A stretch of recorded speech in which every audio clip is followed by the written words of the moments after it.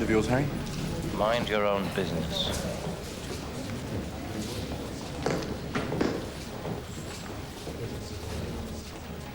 How about some background? Is it true they were under surveillance from start to finish? By a newspaper.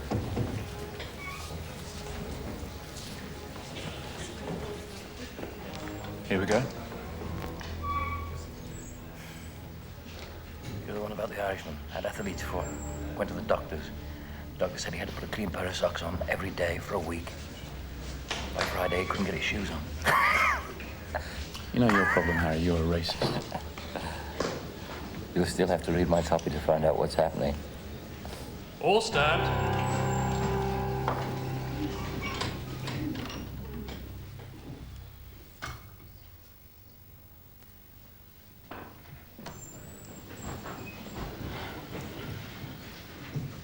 Let me make one thing clear from the outset.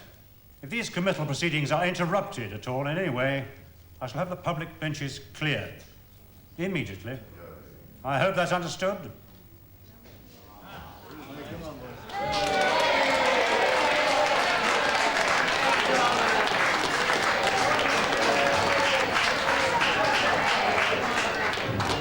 Be quiet. Be quiet. Counsel for the prosecution. Thank you, sir. Sir, I appear with my learned junior, representing the Crown in this case. The defendants are represented as follows. Ruari McFarden by Mr. Ruari McFarden by Mr. Hunter, Patrick O'Brien by Mr. Gillard, Eamonn Hand by Mr. Cartwright, Saurus Dundas by Mr. Rowland, Desmond Haig by Mr. Bevan, Mrs. Grady by Mr. Burgess, and Miss Grady by Mr. Salter. So the defendants are all charged with conspiring to contravene the Explosive Substances Act. Between the dates, August the 8th, 1986, and November the 7th, 1986, they did conspire together and with others to cause an explosion at or near the Cenotaph in Whitehall. We are Irish patriots and soldiers! Now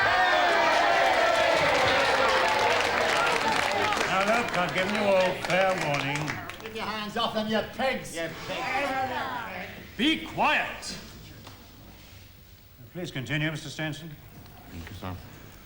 The Crown will show that this conspiracy was the most appalling act of criminal terrorism.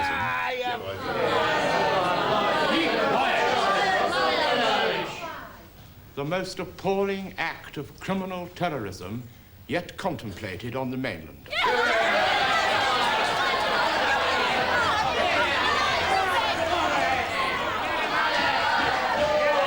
That's enough. Clear the public ledgers, will you please? Be pressed and arraigned. With armed police guarding the building and thronging the courtroom itself, the defendants, all seeming unperturbed by the unprecedented gravity of the charges against them, what large one? Teachers? Teachers large? Yes, big, thank you. Turned their backs on the court and attempted to shout Republican slogans, while the counsel for the Crown, capital C, Mr. Peter Steinson, QC, outlined the case against them. Hold on a second. Mr. Latham, would it be possible, please, for us to have a word? Strictly entre nous. Impossible. Impossible. Oh, you speak French? After scenes of near pandemonium, the 7 were eventually convicted for trial on a charge of conspiring to launch a rocket attack on the Cenotaph, which might have wiped out a whole upper echelon of... Did I say convicted? Dunno, wasn't listening. Second sentence. When the courtroom had been cleared of cheering, the slogan-chanting relatives, the fanatical... Thank you. Lovely, thanks. The fanatical political supporters of the accused, all 7 were finally committed for trial at the Old Bailey early next year. Lovely, thank you. Did I say that they were all committed for trial at the Old Bailey early next year? Yeah? No. Full stop. Paragraph. Sure you got all that? The Republican All right. Army. Thanks. The full implications for British public life of a successful rocket attack on the Cenotaph on Remembrance Day are now only beginning to come home. This is Nick Wilson. Christ! They will be bloody convicted by the time I get this sodding thing right. Okay, straight faces.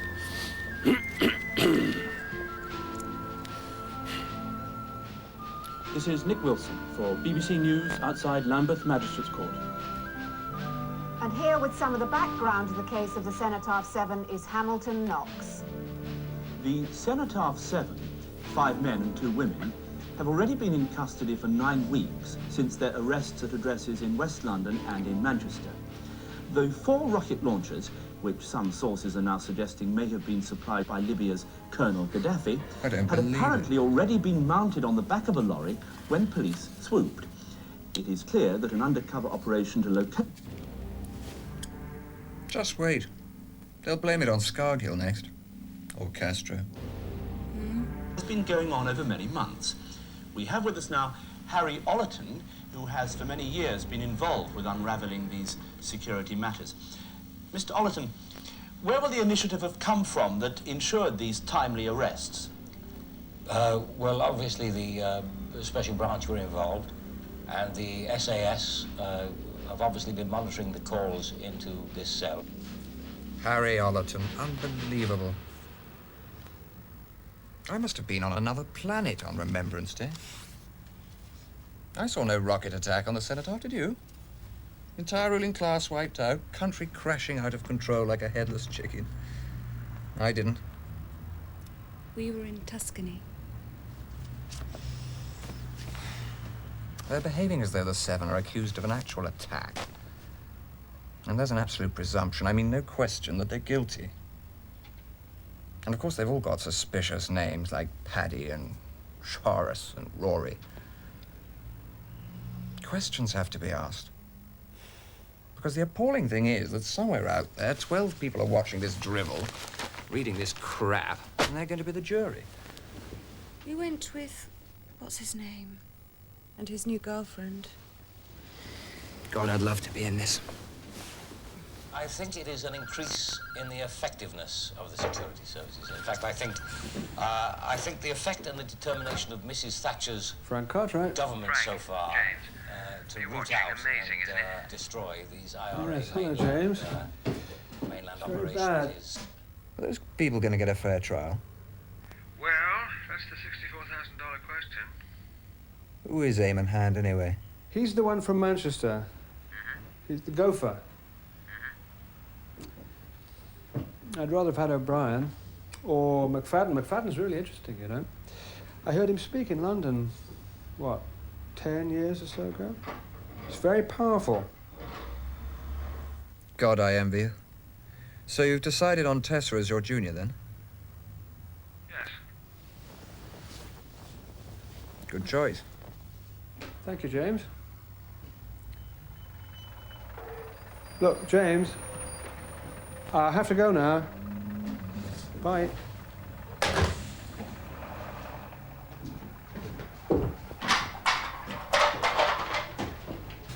Please, I'll sit No, why should I? No, you can't have any more supper. You get to bed now.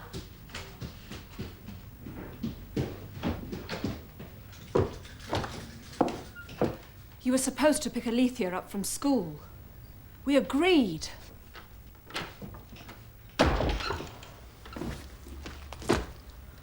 Just look at this place.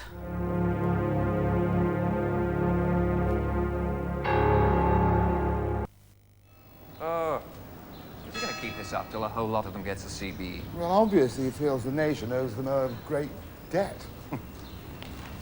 Harry Ollerton has a fully furnished flat at Special Branch's backside. I'm delighted that you're going to be my junior on this. We'll run the defense together, just like we used to do in the old days. Oh, yes? I see your friend Cartwright has been briefed. Very clever barrister, no doubt about that. Yes. But even clever men have to eat. Surely he doesn't do all that legal aid work he's supposed to do. I mean, how does he afford to educate his children? They all go to state schools. Oh, I see. So the taxpayer has to bear the burden. I knew it. But speaking of legal aid, which I only do with consenting adults, I think it's a bit rich, the provisional IRA coming out with a begging bowl. I mean, let's have a little integrity with our terrorism. The old officials would have come out and robbed a bank to pay their legal bills, but not this lot. Taxi!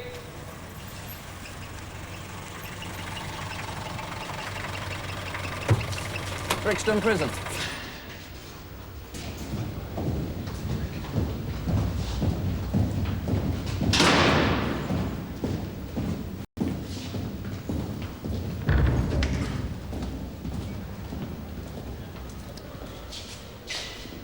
Good morning, Edward. Ready. Mr. McFadden. Mr. Hunter. Rory, this is Mr. Bingham, Mr. Hunter's junior. Mr. Bingham. Mr. McFadden.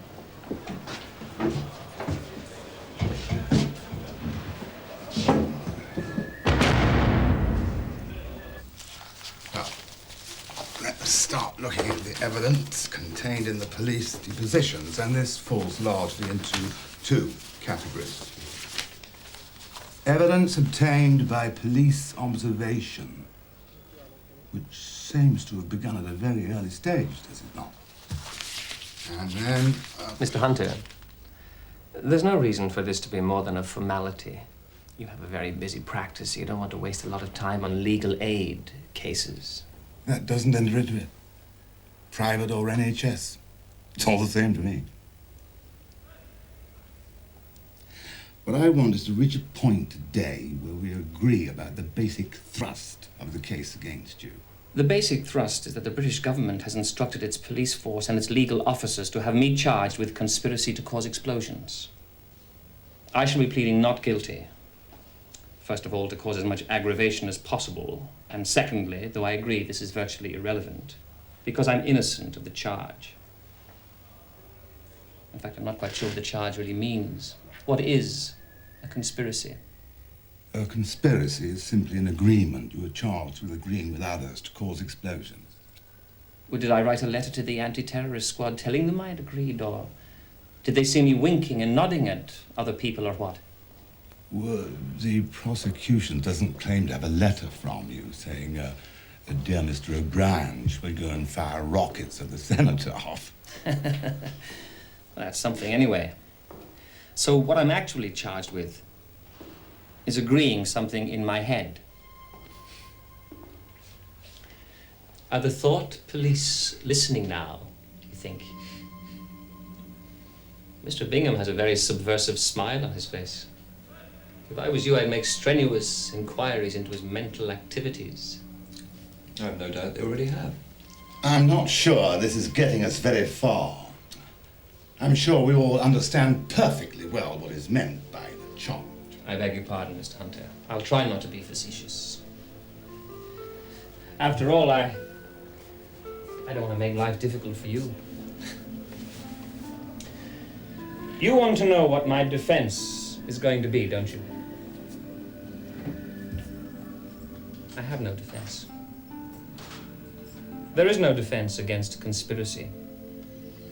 That's why the charge is used against people like us, so that we can be put away for what we are rather than for what we might have done or thought of doing in an unguarded moment. Mr. Bingham is smiling again.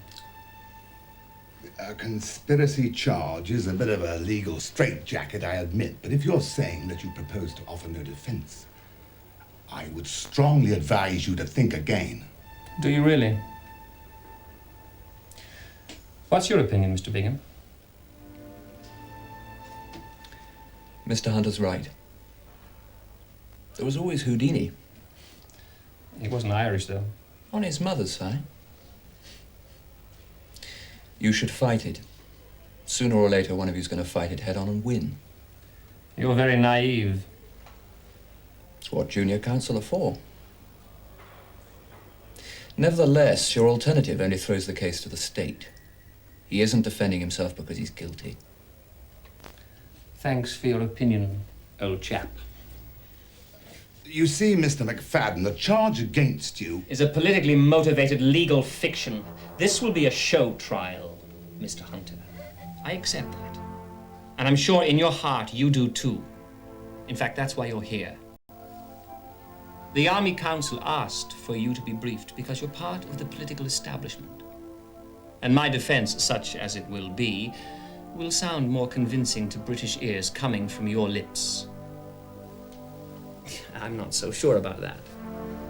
But I will be asking you to put one or two things to the court and to the press box on my behalf, which might help to put this pig circus into its proper political context. Aren't you forgetting the jury? Or am I to address myself entirely to the press box? Oh, yes, I was nearly forgetting. You still have some of the trappings of justice over here. Not like in occupied Ireland. But the jury doesn't really matter, Mr. Hunter. They'll be hand-picked. They'll be given round-the-clock police surveillance and constant attack from the media to make sure they get well and truly scared shitless and plenty of time to find us all guilty as charged. No matter how ridiculous the evidence may appear to any rational mind that may happen to stray into the courtroom. Am I right, Mr. Bingham? I will be found guilty as charged. I will be given a punitive sentence, which, incidentally, I don't expect to serve out. So, Mr. McFadden, to put it bluntly, you intend to treat your trial as a farce? Yes. But I want you to take it seriously. It'll look better for the jury. Well, of course, it's entirely your business, but I think you're being very unwise. Courts are not at all impressed by flippancy. Now, if the little you have told Mr. Nathan is true, then you indeed do have the beginnings of a defense. If what I say is true? I beg your pardon. No ifs. You're paid to believe me. The British taxpayer is shelling out good money for you to believe every word I say. I think you misunderstand what's required of me. I don't have to believe you. I simply have to behave as though I believed you. And you're telling me that's not a farce? Are you seriously telling me, Freddie, that you believe I'm going to get a fair trial?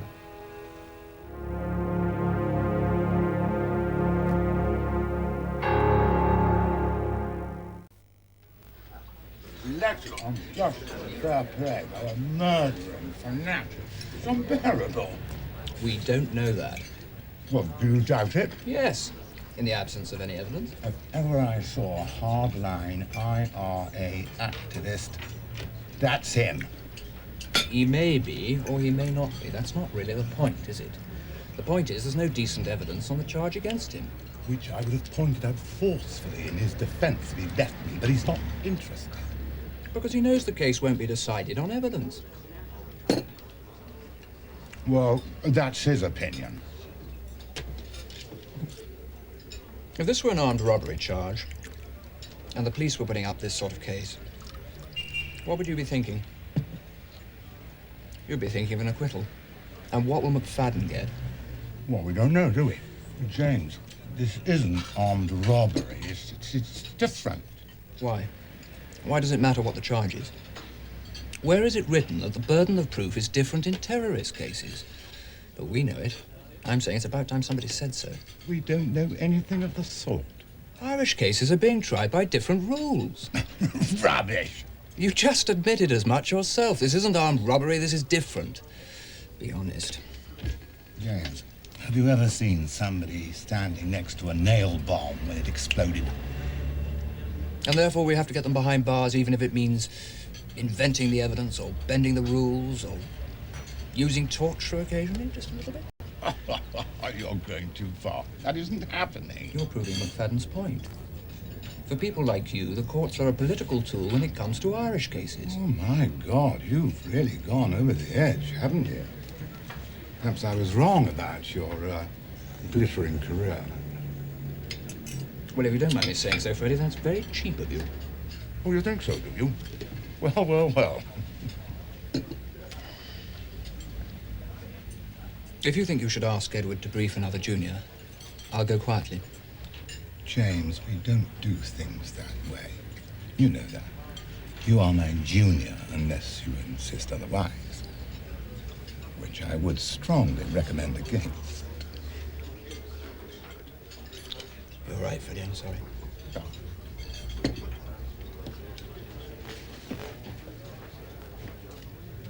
Hello, Edward. Well, rather interesting development.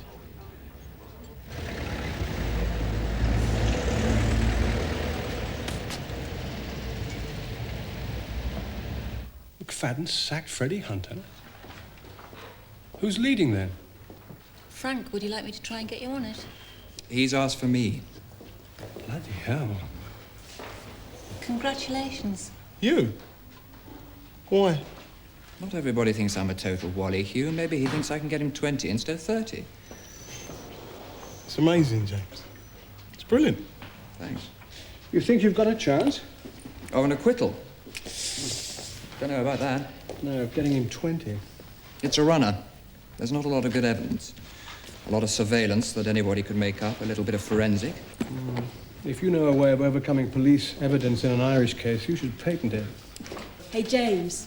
It's fantastic. Thanks, Tessa. What about your man, the gopher? We're on our way to see him now, actually.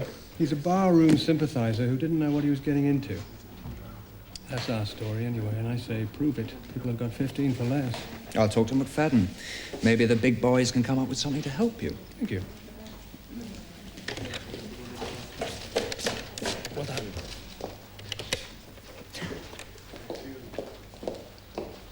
Gloria, wonderful news. Mr. Hand. Eamonn. Eamonn. It's worth remembering that we're probably not alone. So, if you've got anything to say in confidence...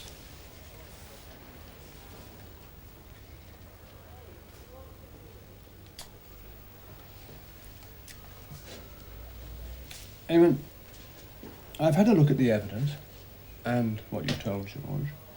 Now, in order to convict you on a conspiracy charge, the prosecution has to prove that you were a part of the preparations leading to the crime and you knew what was going on. First of all, they'll attempt guilt by association. They'll drag in everything they know about your politics, about your background, your friends, your family, where you were born, what you eat for breakfast, you name it. Now, this is allowed in a conspiracy trial. They can drag in all sorts of evidence that's normally ruled out. But we'll come back to that later because there's actually not much I can do about it now. Okay. Let's concentrate now on the part they say that you played. They say, first of all, that it was you who made 2 telephone calls to Ireland containing coded messages about rocket launchers. And you were used, they'll no doubt say, because of your English accent. Now, I've listened to the tape, and the quality is dodgy. My guess is that the man who's prosecuting is too shrewd to risk using this in court. I'll try and find out what his real intentions are, but let's put that aside for now. Which brings us to the business of A, you finding accommodation at the women's house for O'Brien, McFadden, Haig and Dundas, and B, you hiring a flat-back lorry onto which rocket launchers were later attached by other people, allegedly. And you freely admit you did these things? Yeah. I fixed them up at Margaret and Deirdre's. They didn't know who they were. Now, why have they been charged? It's unbelievable. How could they have known? You didn't know yourself who the 4 men were? No. I didn't know anything about any rockets. I didn't know anything about anything.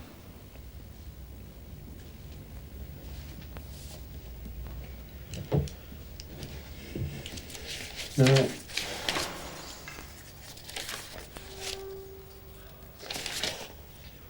Margaret Grady is your mother's cousin. Yeah. And you'd be hardly likely to involve her in an act of criminal terrorism. In fact, what could be more natural than helping out a friend of a friend from across the water by asking your mother's cousin to put up 4 Irish lads from the building trade for a week or 2 until they found their feet?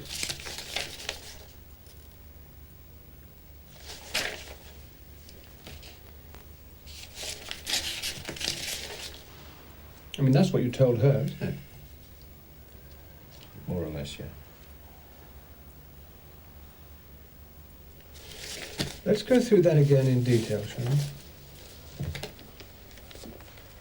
You see, Eamonn, it's a reasonable story, but bear in mind that you're going to have to stand up in a witness box and be cross-examined about this. But I just can't understand how Margaret and Deirdre could be charged with conspiracy to blow up the Cenotaph. How could anybody take that seriously? They didn't know who Pat or Cyrus or Desi were. Or Rory McFadden, presumably. We leave Rory out of it. He wasn't even here. You're saying you fixed up accommodation for the other 3, but not McFadden?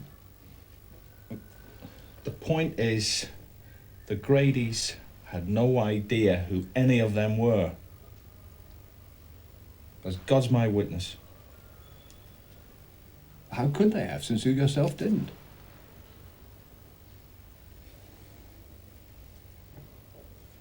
Eamonn?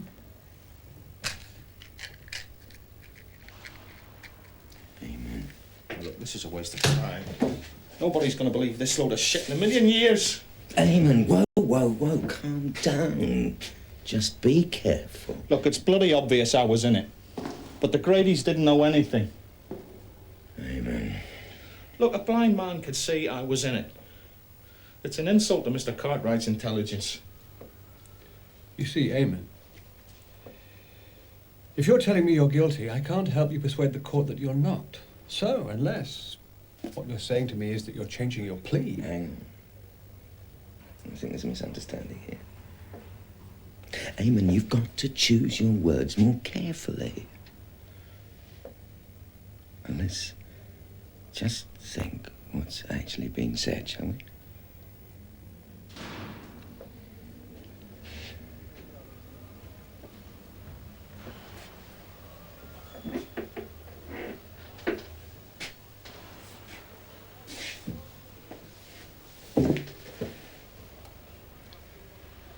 You're not saying you're guilty of the charge, are you? No. I'm not guilty. You're not? No. You are not part of this conspiracy. No. Right. But you said you were in it, you see. You have to be very careful with words, or you put me in a very difficult... I was in it. Oh, for Christ's sake, let's just take a deep breath. Look, it doesn't make any difference. He won't have to defend me. The charges are going to be dropped anyway. I thought it would happen before the committal proceedings, but obviously there's been a hold-up. Well, it must be dawning on you by now. I was working for Special Branch.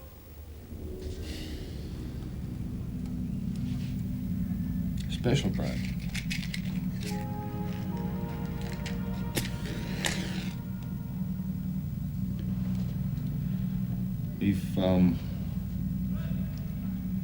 We've got an arrangement. In return for certain useful information that I've been able to give them, they're going to drop the conspiracy charge against me and replace it with something littler. Such as? Well, they said it would most likely be failure to provide information, which only carries a maximum of 2 years, see? Yes, I know. So, in exchange for providing information, you will have your charge reduced to failure to provide information. Yeah. I know it sounds Irish, but that's it. And what information will you be charged with failing to provide? I don't know. They haven't told me yet. Yeah, probably some crap about Desi Haig and the wagon. Obviously, I'll have to deny it to keep up the show. Yes, I see. No, I don't.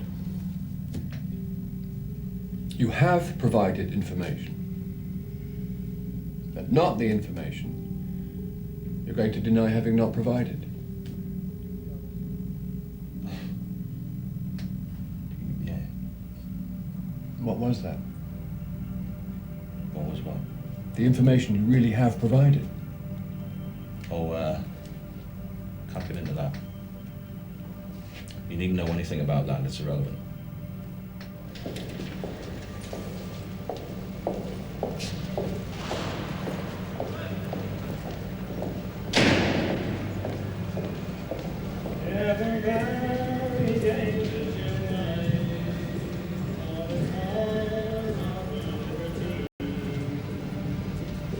Just a land of 18 summers.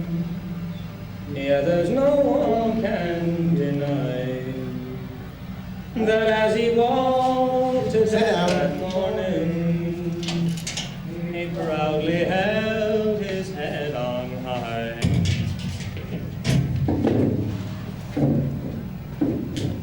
How's your fella, Eamonn? Is he gonna do business for you? Oh, yeah. You're very good. Brilliant bloke. Just before he faced the hangman in his dreary prison cell, British soldiers tortured Barry just because he would not tell the names of his brave comrades grasped the other 6, hasn't he? I swear I had no idea. Well, that doesn't help me, does it? I'm defending a police informer. I'm sorry, Frank, but I have to say everything you've heard was told to you in strictest confidence by my client. Holy shit.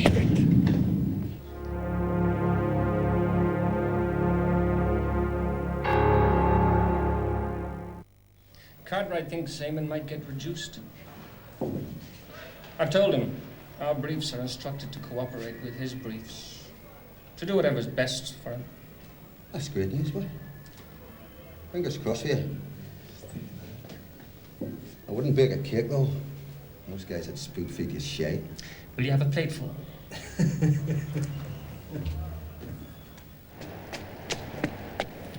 Ah, Cartwright. Sorry to disturb you. I can't talk for long, I'm afraid. I'm expecting some guests for dinner. It's about the Cenotaph case. Yes? I'm leading Eamonn Hand's defense. Eamonn Hand. He's the one from Manchester, isn't he? Correct. Well, what can I do for you? Well, he gives me to believe that the conspiracy charge will be dropped in his case. Does he? Well, that must have been an enormous relief to both of you. The only trouble is that no one remembered to inform the prosecution. Well, he thinks he's got a deal. I think he's pulling your leg, Cartwright. She was very sure. Well, if you don't want to take my word for it, I suggest that you posit the idea with the DPP. He's prepared the briefs. It's not a question of me not believing them. No, of course not. No, of course not. But one does need to be sure, doesn't one? That's quite right. If I were you, Cartwright, I'd tell Eamonn Hand to stop messing about while you get on with the business of preparing a defense. And from what I've seen of the evidence, we'd better make it good. Ah, there are my guests for dinner. Evening, Cartwright.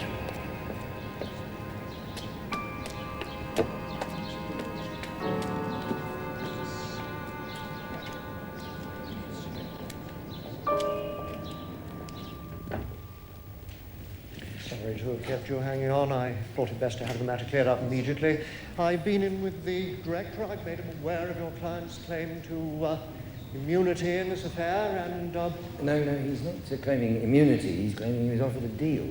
I'm sorry, I beg your pardon. He's claimed to have been offered a deal. We made immediate inquiries with the appropriate sources, and I have to tell you quite positively and categorically, no such deal was ever offered. No deal of any kind was ever offered or contemplated by the officer you've named or by any other officer working on the case. So, the charge against our client will stand? Absolutely. Think that answers your question? Yes, it does, but it doesn't answer the question. Was Eamonn Hand working for Special Branch as an informer? I thought it did, but let me be clear. As far as I'm aware, he was not. As far as you're aware, well, how far is that? My information is that he was not. How good is your information? I think I've answered your questions as fairly and as openly as I possibly can. Well, no, I'm sorry. But has Special Branch ever had any kind of a contact with my client before he became involved in this case?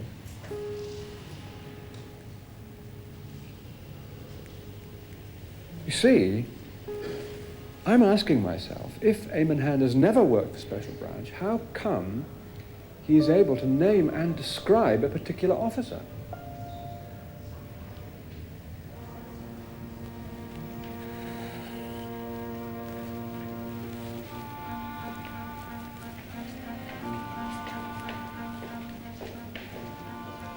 I can see that I'm going to have to be completely open with you, and I hope you won't choose to abuse the information.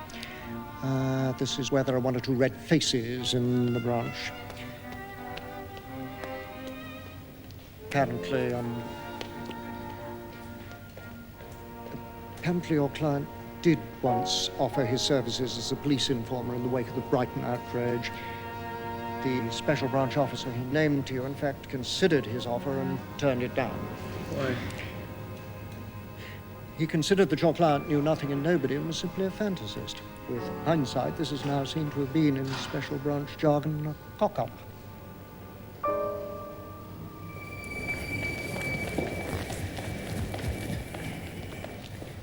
Did you believe any of that? Absolute garbage. Nevertheless, our Eamonn is what's known in legal terms as up shit creek without a paddle. I hope you're not tempted to share any of this with your colleagues, Frank. Tempted, yeah, I'm tempted.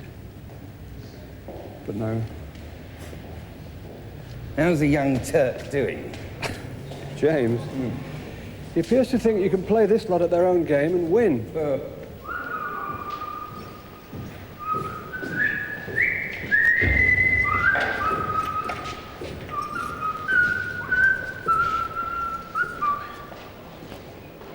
My God, not the box. Anything but the box, you yellow devils.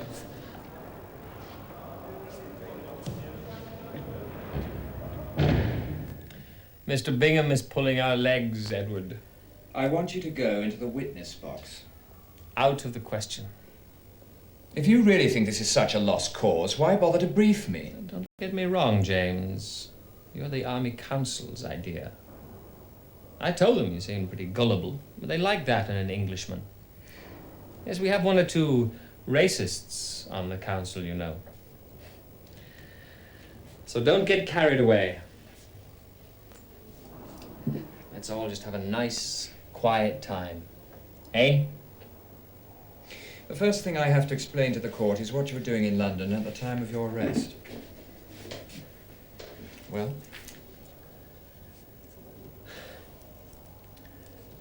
I haven't been in London for 8 years, James.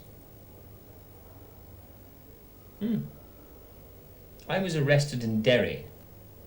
I came over from Donegal on business. They jumped me and brought me over. So all this police evidence which says you were watched in London and Manchester in the weeks leading up to your arrest, and you were seen with O'Brien at the Grady's house in Kilburn. Total crap. I've never been to Margaret's place in my life. Never met her, never heard of her till I came to this place. You try proving it. You tell the jury half a dozen English policemen are lying to them. They do have your prints on a false passport allegedly found on O'Brien at the Grady's. My prints are on a lot of false passports. That's my trade. Probably one of the batch I made up in the Republic last year. I'm very good at it, if you ever need one, which you might if you keep this up. I'll bear it in mind. Well. Well, what? I told you it's out of the question. If you stand up in court and tell them exactly what you told me, let Steinson cross-examine you, let's give him all the details he wants about the actual facts of your arrest and about the prints. And I think you'll be setting them a real problem. Juries aren't stupid. Even heavily vetted juries know when they're being fed lies by the police, especially if they have in front of their own senses a totally confident and truthful witness. Edward? It's probably the only real chance you have, Rory. Short of the prosecution ballsing up its own case. I've never heard anything so completely naive. What's your alternative? My alternative is to do what Pat O'Brien, Desi Haig, and Saoirse Dundas will do. Eamonn and the women are different. They can and should defend themselves. This isn't their fight. But those of us from over the water will do the only thing we can do. Deny everything, keep our mouths shut, and refuse to recognize the court. And go to prison for 30 years. At least it means I didn't have to get up and explain myself to my enemies in a foreign court. It means I didn't have to go into a witness box for 2 weeks with a British government stooge questioning me about my politics, my past, and above all, my comrades in the dock. I was interned in '74 with Des Haig when we were both tortured by British officers. If you don't believe me, ask Amnesty International. Do you seriously expect me to get up and let them question me about any of these men? Do you seriously expect any of us to get up in a British court and ask for justice? I find this very hard to accept. I don't care if you accept it. You see, you may be a critic of this system, but you still belong to it. What's worrying you now that you've got this case, is how can you do something special with it? Turn it into a victory of some kind. For you, not for me.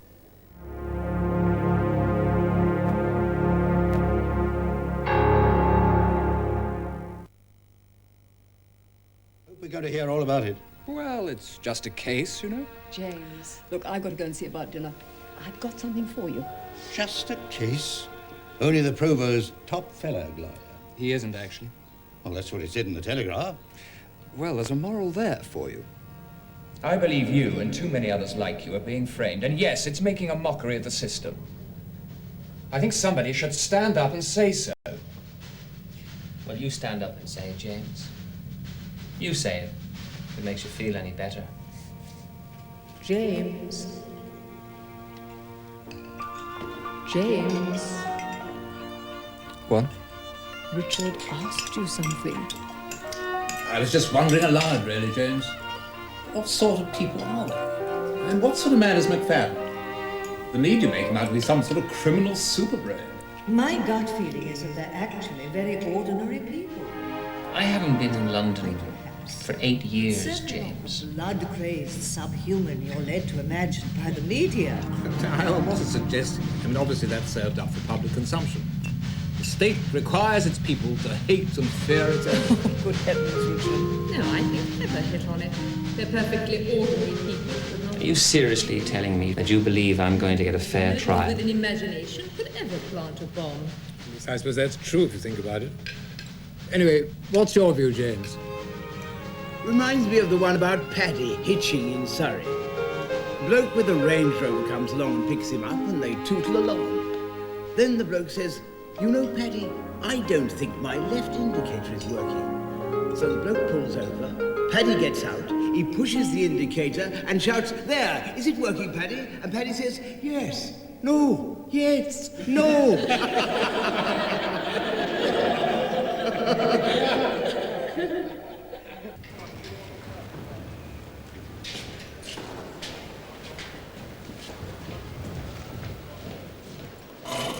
Is this a joke? Nobody knows anything about a deal.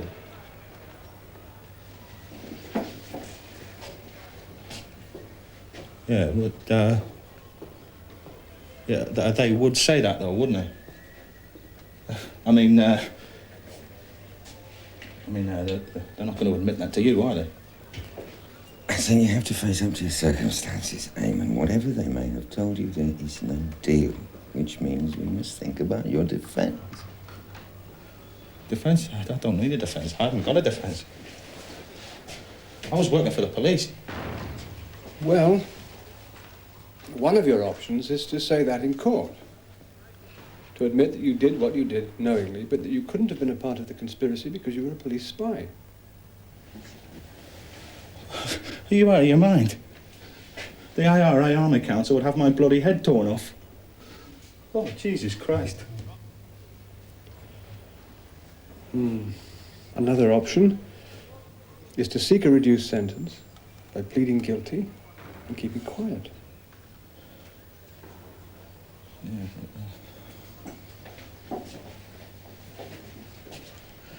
Yeah, but how can I plead guilty?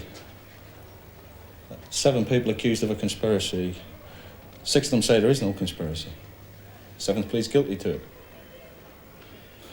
I mean, don't you think I've done enough to these people? Don't you think I've betrayed them enough? But nothing you say... Hey, wait. I've said enough. You two are in on this. Now, hey, I had a deal. I want my deal. You piss off and tell him now. Get that bastard in here. Get the top man in here. Can't do this to me. I've got things I could say about that lot. Yeah, special branch. You tell him now. I want my deal.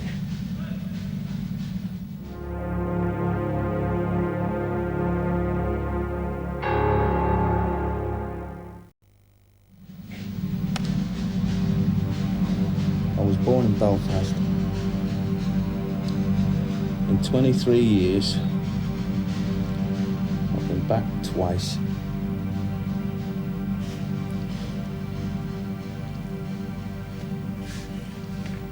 What am I?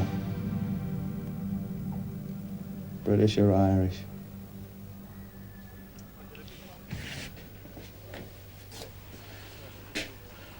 British shouldn't be in Ireland.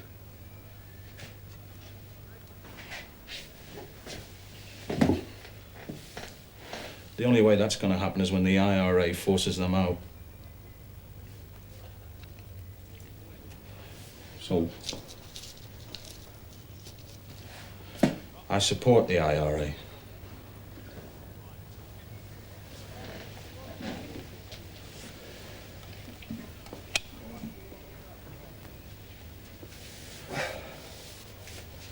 Well, not everything they do. I mean, Birmingham was, well, nobody's in favour of that. Only maniacs. Yeah, something went wrong there. I saw the pictures of that on the news.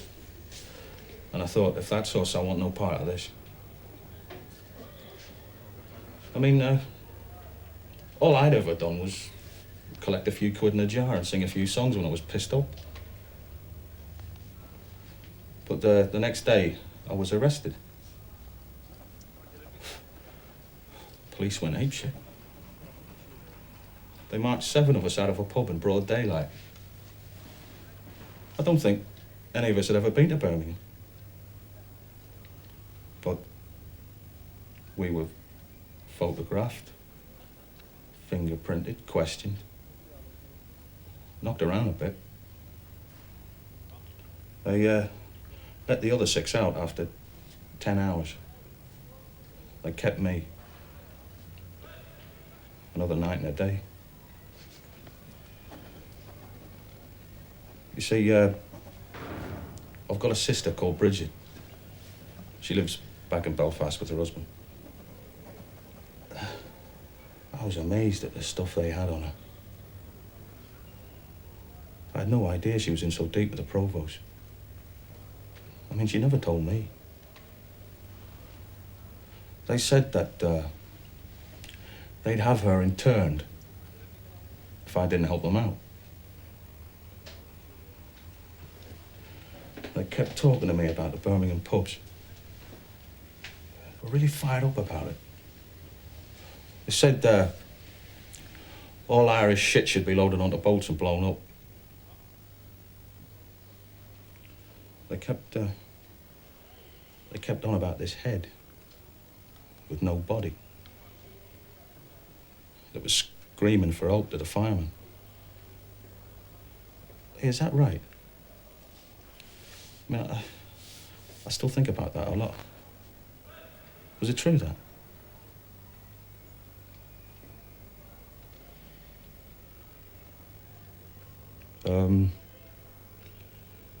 Last August, Desi turned up in Manchester. He said it was time for me to do something more than just talk. All he told me was it was going to be like Brighton, only bigger. And all I had to do was hire a lorry and get some rooms. I felt really proud. But he was being watched. My man had me in within half a day. Yeah. Couldn't believe his luck. They told me to go all the way with it. And they said that if I didn't, they'd send me file to the Army Council.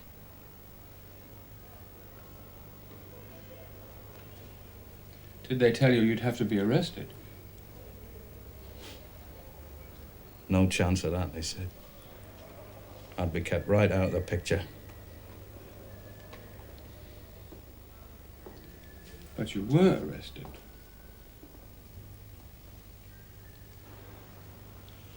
Well, they told me not to worry. I'd get a short sentence and a lump sum waiting for me when I got out. They said I'd be a hero. An Irish patriot Jailed by the Brits. Freedom fighter. Me. It's bloody funny, isn't it? Me. Let's hope fit them all up.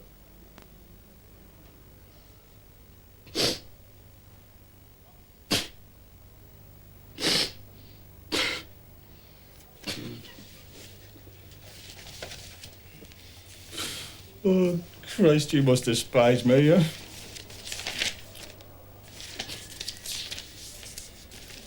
No. You've told me in confidence that you're a police informer. I can legitimately keep that out of the case. You've told me that you are not a part of the conspiracy. That's obviously true, since you were working against its purposes. So, I can help you to plead not guilty. You've also said that you find the bombing of civilian targets to be repulsive. Now, this is the basis for a defense. So, this is what I suggest we do. You go in the box. I will ask you about Irish terrorism. I will ask you about Birmingham, for instance. Now, you will tell the court that you think that was the work of animals. You will say that you don't believe in the armed struggle. You will disassociate yourself completely from the purposes of the alleged conspiracy and from the other men in the dark. You will not have to incriminate them in any way. And you will say that you are not one of them. You will tell the court that you do not consider yourself to be Irish.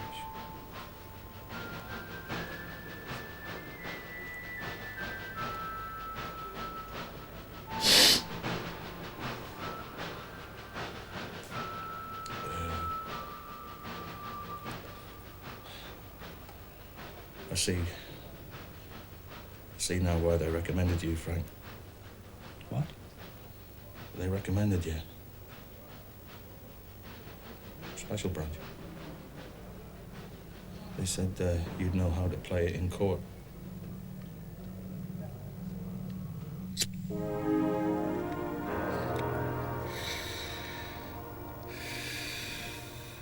Thank you, Frank. You've given him an outside chance. They said you'd know how to play it in court. You know how to play it. Now just think of the years of arrogant power behind a statement like that.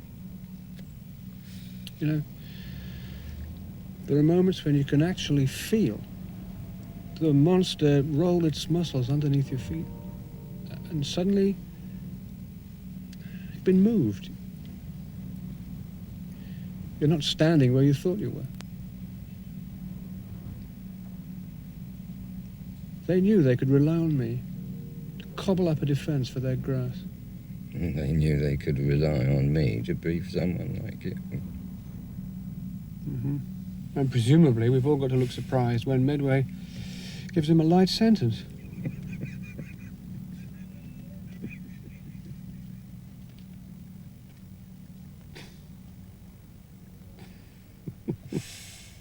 They call it blind justice.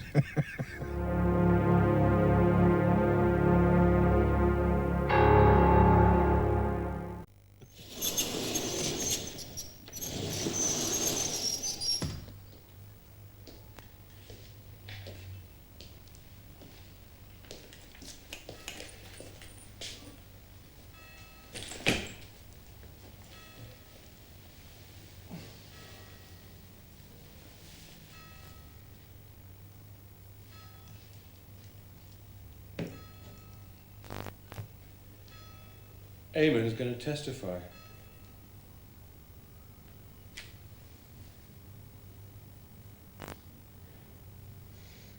Your client knows my client wasn't in this, Frank. He knows McFadden wasn't at the Grady's house. He knows McFadden wasn't in the conspiracy. They all know it. Except the women who don't know anything, God help them. McFadden had his feet under a pub table in Donegal while this was supposed to be going on. Doesn't mean he wasn't in it. If Eamon's going into the box, I'm going to question him. Fair enough. Will he admit it? But McFadden wasn't at the Grady's with everybody else. Yes. Well, that's something. At least I now have a one-plank defense instead of a no-plank defense. Thanks. Has it occurred to you that there's an informer in all this? Yes. Who do you think it's most likely to be? One of the women? Is that why they seem to know so little about it? Could be any one of them. Conspiracy trials are always like this. Not Eamonn, though.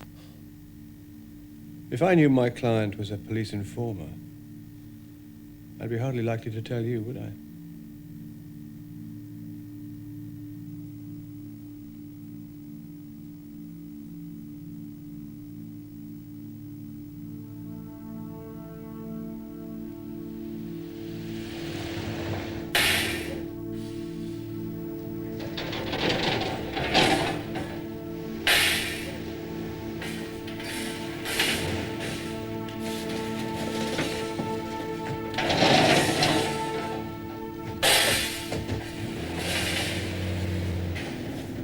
Shul, shul, shul agra. Ni lais le far ach lais an vash. Nice. Eamonn, all right.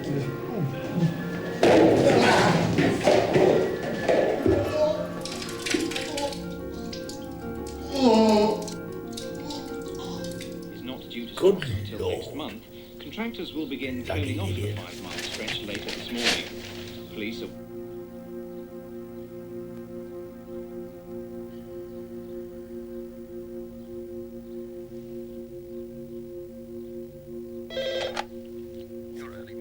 Thank you.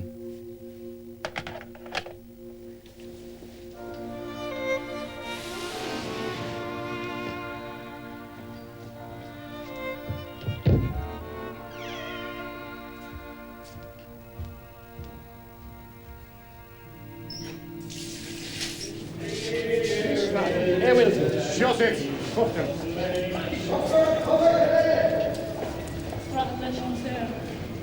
Up to that public!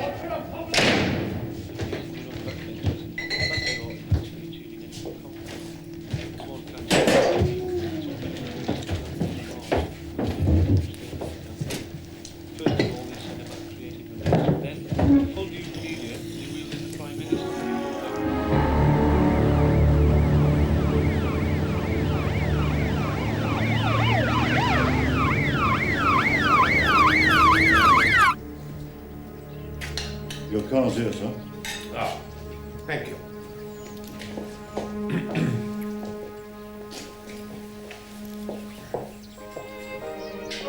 Thank you, my dear.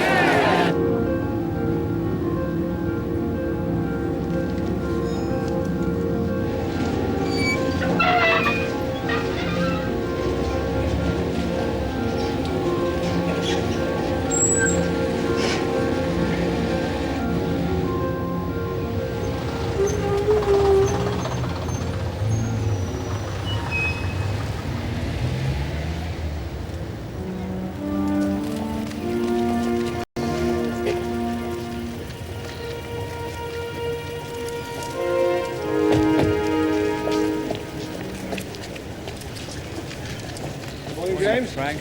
Obviously quicker by bus. So I shall leave.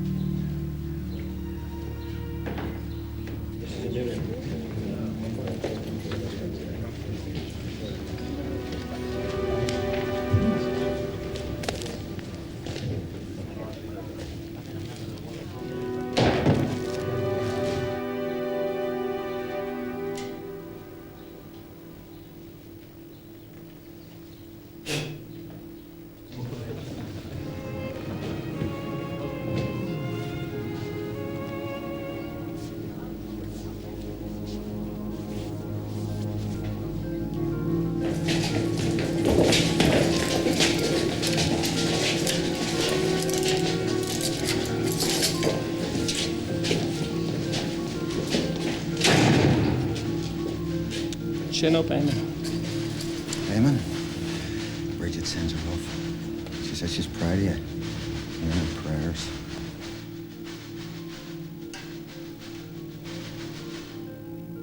God bless us all. Hey, Rory. Yeah. God bless us all, Eamonn.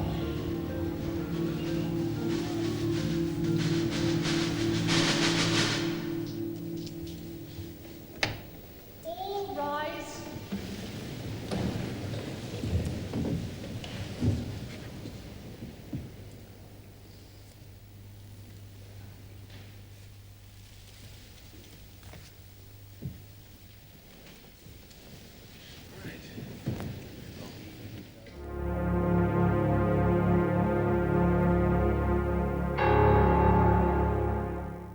Since of the jury, might we have the tape recording played so that your lordship can decide on its admissibility?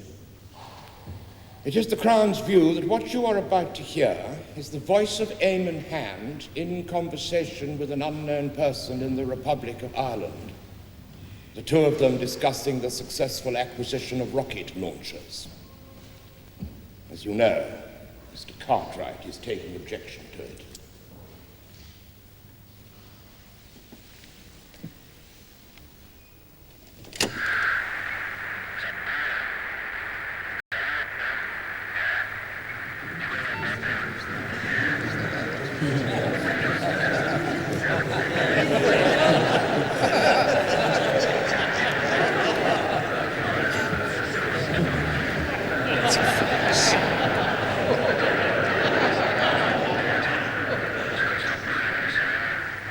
You said it was bad, but I didn't know it was this bad. It wasn't.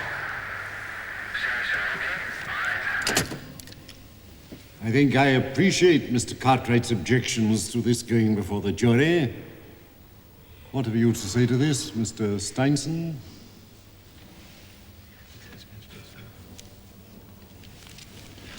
I take note of your remarks, my lord, and on second consideration, in view of the inferior quality of the recording, and indeed in view of the fact that my learned friend intends to challenge the Crown's voice print experts with his own, I don't really think we need waste the jury's time with this.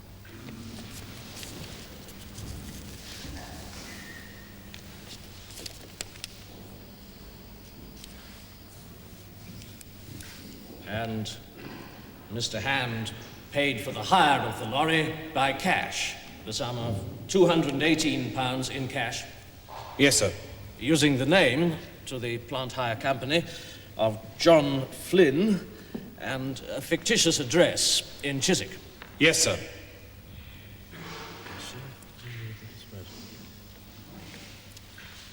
And then, under constant surveillance by your colleagues, he drove the wagon to Devers Street and parked it outside the home of Mrs. Grady and, as it were, delivered it into the hands of the four men who were lodging there and where it was subsequently prepared to receive the 4 rocket launchers. Yes, sir. Thank you, Sergeant. You've been most helpful. No questions. No questions. No questions. No questions. No questions.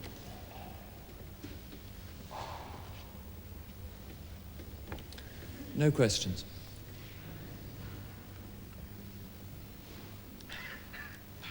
Mr. Cartwright? Sergeant, are you familiar with a phenomenon in the construction industry known as lump working? Yes, sir. This is it not, a form of black economy employment whereby unskilled labour, often Irish, works on subcontract work on building sites without insurance cards, thereby avoiding the necessity for the employer to pay insurance stamps and the employee to pay income tax. As far as I'm aware, sir, yes. And it's strictly illegal, is it not? Yes, sir. And therefore, if, as my client maintains, he was under the firm impression that he was being asked to hire a lorry for a gang of lump workers, this would be a perfectly reasonable explanation for his use of cash and for his false name and address, would it not? Would that not seem to you to be a perfectly reasonable, if not exactly creditable explanation for his behavior? Yes, sir. In fact, his behavior, would you agree, need not be interpreted in any way as a culpable contribution to a criminal conspiracy. Well, not necessarily, although... Thank you. One more point. You've told my learned friend's able junior, Mr. Kelly, a moment or two ago, that your colleagues kept my client under constant surveillance as he drove the hired lorry back to Devers Street. Yes, sir. Sergeant, hasn't whoever gave you this story bothered to tell you that my client can't drive?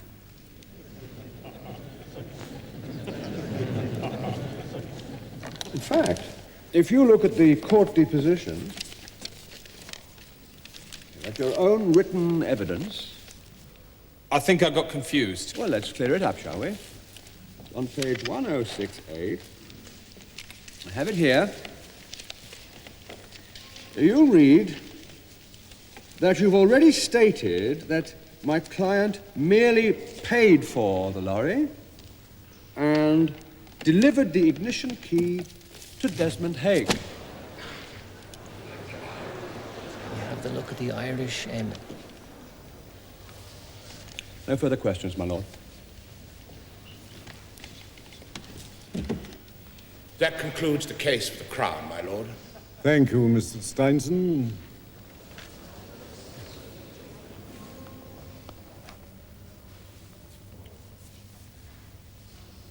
Now, my lord, I have a submission to make in the case of Eamonn Hand.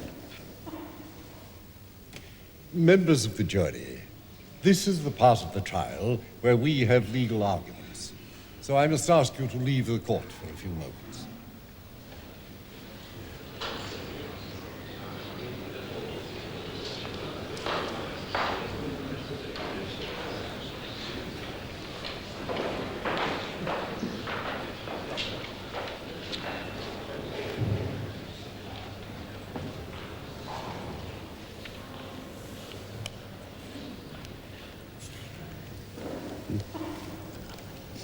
Is this real?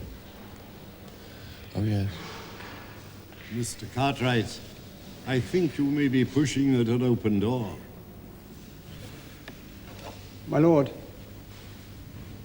I submit that there is insufficient evidence to continue the case against Eamonn Hand, since the forensic evidence has been withdrawn and the police statements are contradictory, and do not, in any case, override the single, clear, innocent explanation for every single step of my client's behavior.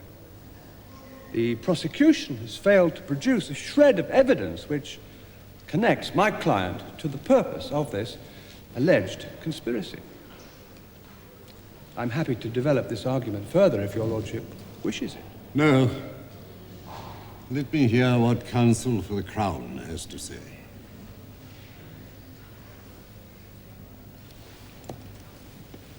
My lord, the way the evidence has come out, the Crown is happy to concede that this is a case that need not trouble the jury.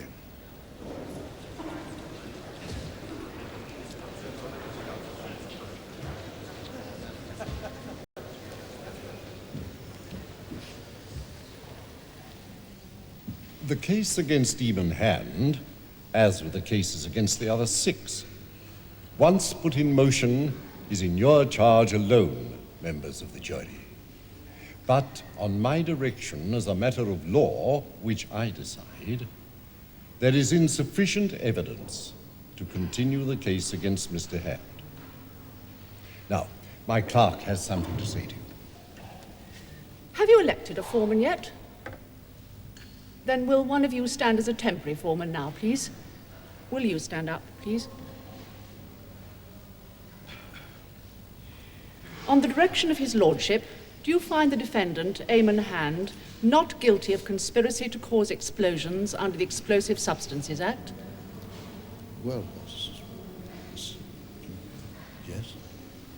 Thank you. Release Mr. Hand.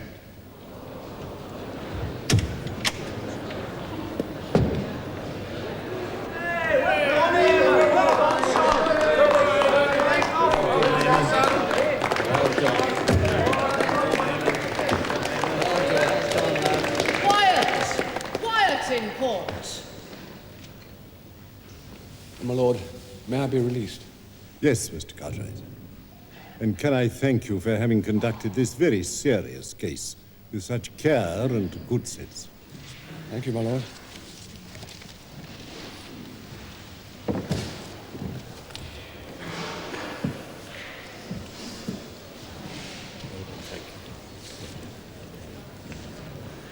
Well done.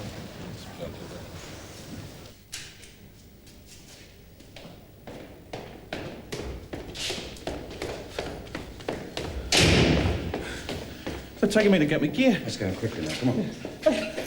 How did that happen? Oh, wait, listen. Thanks. Thanks. God bless you.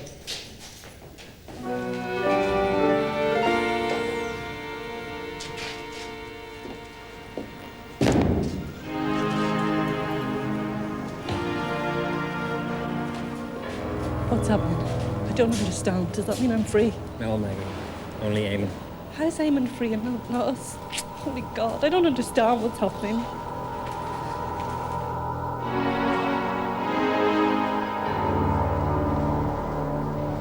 I suppose the test of a system of justice is how well it can withstand the stresses placed upon it when political considerations enter the legal arena. Can the state, which administers that legal system, deal fairly and justly with people from whom it feels itself to be under direct attack?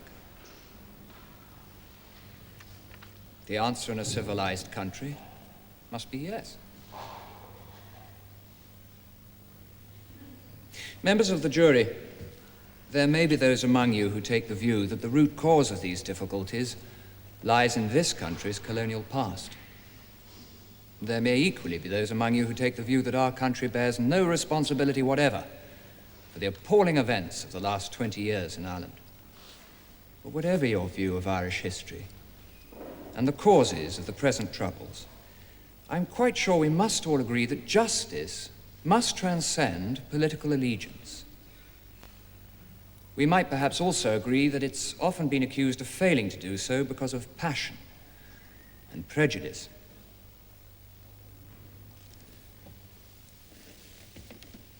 Ladies and gentlemen of the jury, in the many, many hours of waiting, you may have had the opportunity to wander in the lower hall of this building.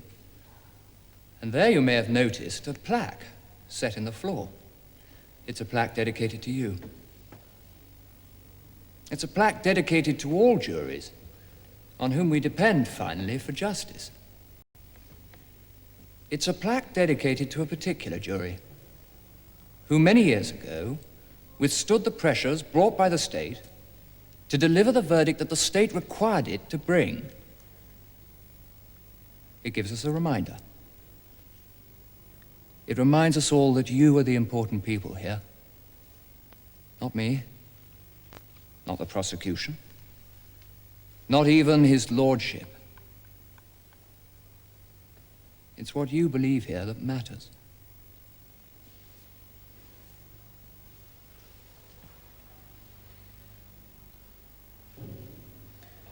The question is whether you really believe Rory McFadden will have received justice if you convict him on the evidence, and only on the evidence, which has actually been brought before you in this trial. Thank you. Thank you, my lord.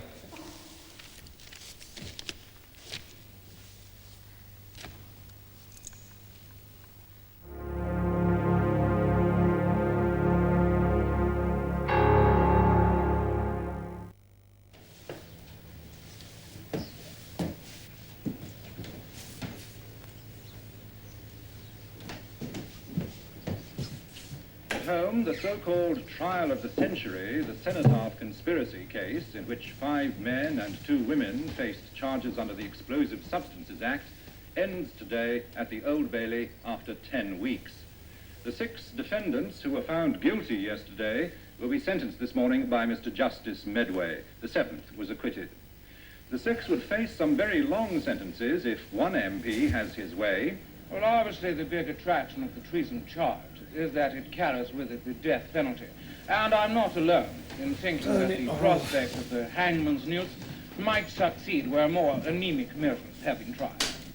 Frank seems to have covered himself with glory. Were already well known to the House, and in any event, as an honourable member opposite had over the past few months been only too keen to remind her, it would be inappropriate for her to comment at the moment. Can I just say, as an ordinary member of the public, who's rather attached to her arms and her legs and her head, I'm glad they were convicted. Much mirth among members of his own party, and even seemed to cheer the leader of the opposition who managed to veil a smile.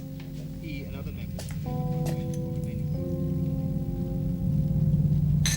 The Cenotaph conspiracy case has ended in the last few minutes with heavy sentences for the 6 remaining prisoners. We're going over straight away to Nick Wilson outside the Old Bailey. Within the last few minutes, Mr. Justice Medway has brought the so-called trial of the century to a close. He called the conspiracy an astonishingly wicked crime, which was no less than an attack on the very heart of British public life. First, he sentenced Mrs. Margaret Grady and her daughter Deirdre to prison terms of 20 years each. Then he sentenced Desmond Haig and Shorus Dundas to 30 years each. Finally, he turned to Patrick O'Brien and Rory McFadden, whom he referred to as the mad dogs of the unit. He sentenced them both to prison terms of 35 years.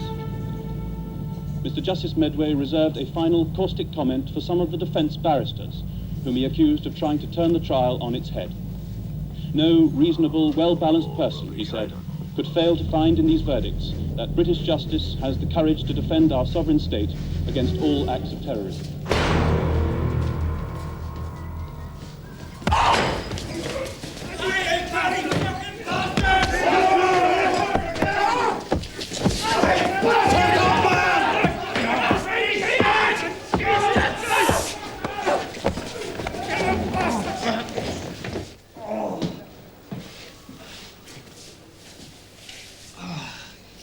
Outrage will make such a bloody great Forget fuss. it. We can take it further. Leave it. That's the screws. We've waited a long time to do this. Yeah. Thank you.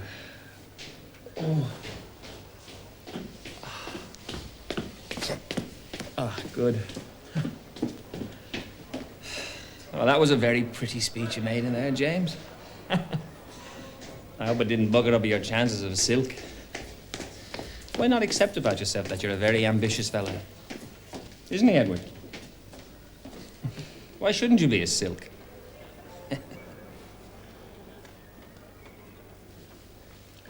Bye, Rory. I'm sorry. Goodbye, James. Thank you. Goodbye, Edward. Thanks. Rory. Surprise about Eamonn, wasn't it? Him turning out to be a grass.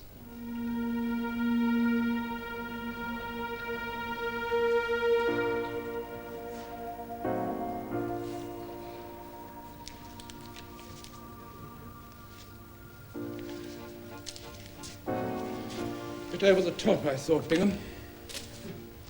Did you? Still, you certainly had Barry Medway worried. Got yourself noticed, too, which I suppose was half the point. Well, if you're coming up to the bar mess, I'll take a G&T off you just to show there are no hard feelings.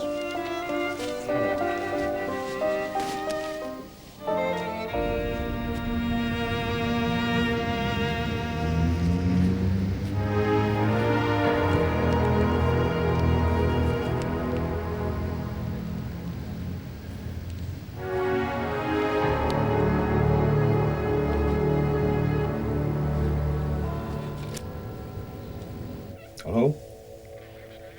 Harry Ollerton. What you've written about the special branch is wrong. It's crap. People should be told the truth.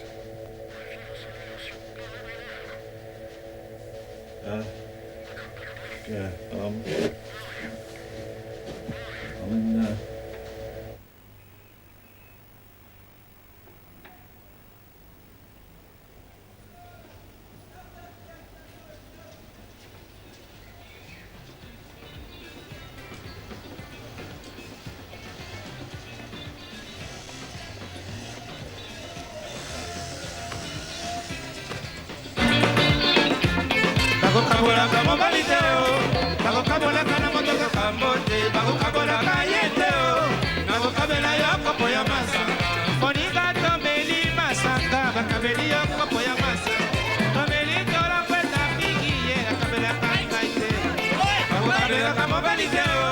Nakukabela kana motoka kambote, nakukabela